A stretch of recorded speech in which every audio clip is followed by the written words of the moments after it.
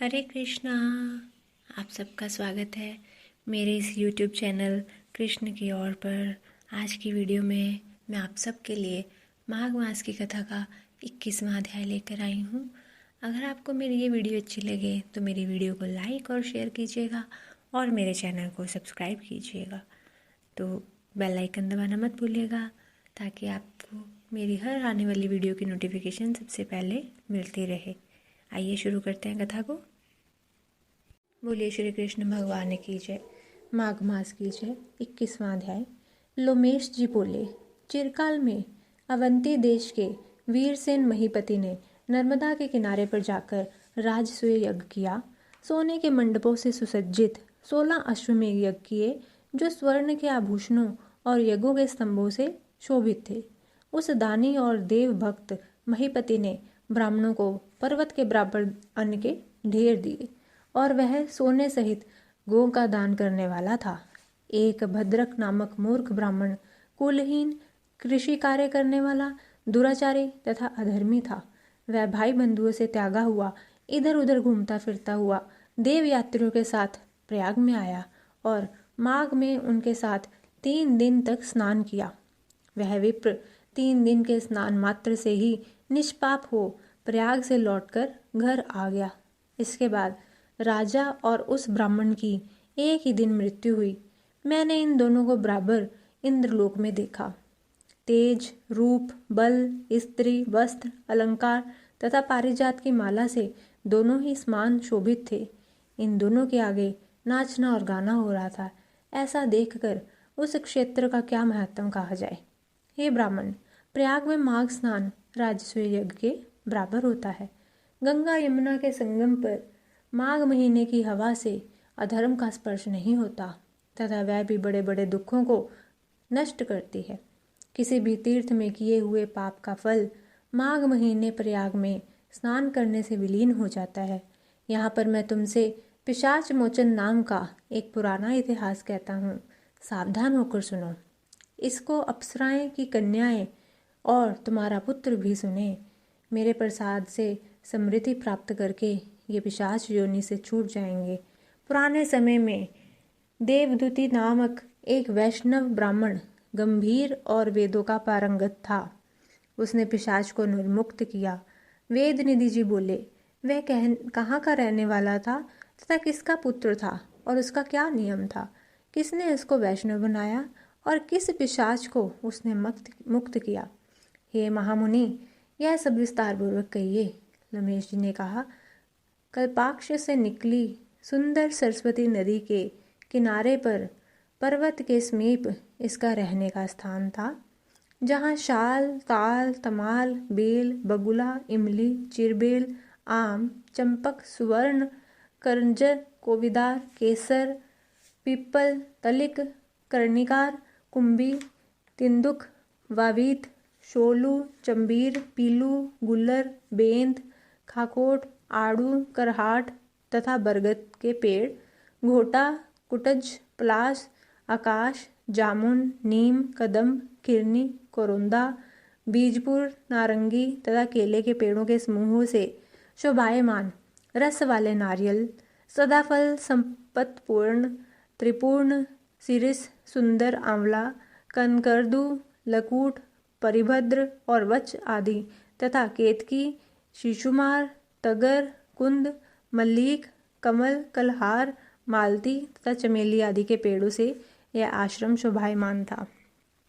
जंगल के बीच में पुण्य जल वाली सरस्वती नदी बहती थी।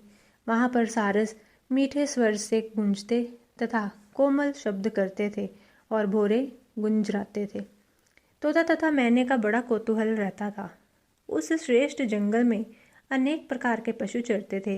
वह जंगल सदैव फल, फूल तथा पराग कर्ण से धूमिल रहता था। संपूर्ण वन मधुमक्खियों के छत्तों से पूर्ण था। नए नए पत्ते तथा मंजरियों से व्याप्त लताएं पेड़ों से ऐसी लिपटी थी जैसे प्रिया से आलिंगन किया हुआ बल्लभ सुशोभित होता है। उस ब्राह्मण के शाप से वहाँ की हवा भी मंद चलती थी। मेघ ओला वृष्टि करते थे तथा सूर्य जल, वनस्पति इत्यादि को नहीं सुखाता था। बिना उपद्रव के इस जंगल में सिद्ध पुरुष निवास करते थे। वह जंगल चैत्रर्थ वन के समान प्रसन्नता देने वाला था। इसी में द्विजवर धर्मात्मा देवदूती सुमित्र ब्राह्मण का पुत्र, जो लक्ष्मी के वर से पैदा हुआ था, रहता था। अब इसके नियम को सुनो। वह सदैव आत्मा को स्थिर किए रहता था। गर्मी के दिनों में नित्य प्रति अपने नेत्र सूर्य की तरफ रखता था। वर्षा के समय वह खुले मैदान में बैठकर तप किया करता था। तेज हवा चलने पर हिमालय पर्वत की तरह निश्चल रहता था। वह विप्र हेमंत ऋतु में सारस्वत सरोवर में बैठता तथा शुद्ध जल का स्पर्श करके त्रिकाल संध्योपासना करता था। पितर, देव तथा ऋषियों को श्रद्धापूर्वक प्रत्येक दिन तर्पण करता था। अग्नि में श्रद्धा से होम करता था। चंद्रायण व्रत की विधि से वह सदैव समय बिताता था। नित्य ब्रह्मयज्ञ करने वाला तथा सत्यवादी वह जितेंद्रिय था। घूमते घूमते थक कर विश्राम करता था तथा भगवान हरि की ही भक्ति करता था। अपने आप गिरे हुए फल और फूलों का भोजन करता था। बिना किसी प्रकार से क्रोधित हुए तपोनिष्ठ वेद वेदांगों से पारंगत इस ब्राह्मण की नाड़ियां ही दिख पड़ती थी। उसकी केवल हड्डियां शेष थी। अब उसको जब तप करते हुए 1000 वर्ष व्यतीत हो गए, तब उसके तप के प्रभाव से वह पर्वत प्रकाशमान हो गया। जंगल के सभी प्राणी शत्रुता से रहित निर्भय होकर साथ साथ रहने लगे। अब उसका दूसरा अन्य अति कठिन नियम सुनो। वह प्रतिदिन नारायण का त्रिकाल पूजन करता था। खिले हुए सुगंधित हजारों फूलों को चढ़ाकर वेद सूक्त की विधि से वह विष्णु के ध्यान में निमग्न रहता था, जिससे विष्णु भगवान अत्यंत प्रसन्न होते। दधीचि ऋषि के वरदान से ही वह श्रेष्ठ वैष्णव हुआ। एक समय उस मुनि ने माघ के महीने में एकादशी के दिन आनंद पूर्वक से श्री हरि भगवान की सुंदर पूजा करके नम्र विनय किया। उसी समय भगवान हरि उसकी स्तुति से प्रसन्न होकर चतुर्भुज विशालाक्ष आभूषणों से शोभित मेघ की शोभा के समान गरुड़ पर सवार होकर आए। उनको प्रत्यक्ष देखकर उस ब्राह्मण का शरीर रोमांचित हो गया और प्रसन्नता से उसकी आंखों में आंसुओं की धारा बह निकली। उसने साष्टांग प्रणाम किया। वह प्रसन्नता के कारण ब्रह्मांड से भी ना समा सका। उसने अपने शरीर को भी याद नहीं किया और ब्रह्म रूप हो गया। तब भगवान हरि ने प्रेम पूर्वक उस वैष्णव मुनि से कहा, हे देवुदी, मैं जानता हूँ कि तुम मेरे भक्त तथा मुझ पर आधारित हो। सब कर्मों को छोड़कर तुम जीवन पर्यंत मुझ में विलीन हो जाओ। हे पाप रहित, तुम्हारे स्तोत्र से मैं अत्यंत प्रसन्न हूँ। तुम वर मांगो। लोमेश ऋषि ने कहा। इस तरह भगवान हरि के शब्दों को सुनकर उस तपस्वी ने प्रसन्नता से आंखों को बंद किए हुए ही लड़खड़ाती वाणी में कहा कि हे देवों के देव, हे कमल नयन, अपनी माया से ही शरीर धारण करने वाले हे देव, आपके दर्शन तो देवताओं को भी दुर्लभ है। इससे मैं आभारी हूँ। अब मुझको कुछ नहीं चाहिए। ब्रह्मादि सब देवता, संकादिक ऋषि, कपिलादि जैसे सिद्ध आपका साक्षात दर्शन करना चाहते हैं। हमारे अहंकार रूपी शुभ अशुभ बंधन मोह ही के मूल हैं। आपके दुष्कर दर्शन से ये कारण मूल रहित नष्ट हो जाते हैं। मेरे जन्म कर्म और बुद्धि का फल स्पष्ट हो गया, जो मुझको आपका दुर्लभ दर्शन हुआ।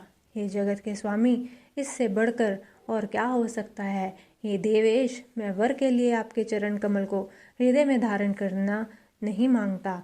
मैं सदैव अंतरात्मा से आपका भक्ति चिंतन करूं। बस मैं यही वर मांगता हूँ कि आप में मेरी भक्ति सदैव अचल रहे।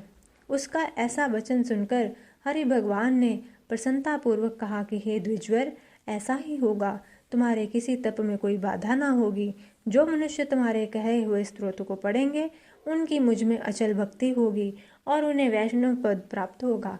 इसके पाठ से मनवांछित कार्य सिद्ध हो जाते हैं। सुपुत्र की प्राप्ति होती है।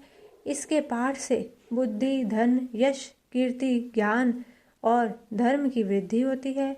भूत, पिशाच, बैताल आदि पास नहीं आते। योग सागर नामक यह स्तोत्र अत्यंत पवित्र है। जो इसका पाठ करता है वह अक्षय सुख पाता है। बोलिए श्री कृष्ण भगवान की जय। माघ मास की जय। आपको मेरी ये वीडियो कैसी लगी कमेंट करके ज़रूर बताइएगा। मिलते हैं अपनी अगली वीडियो के साथ, तब तक के लिए हरे कृष्णा।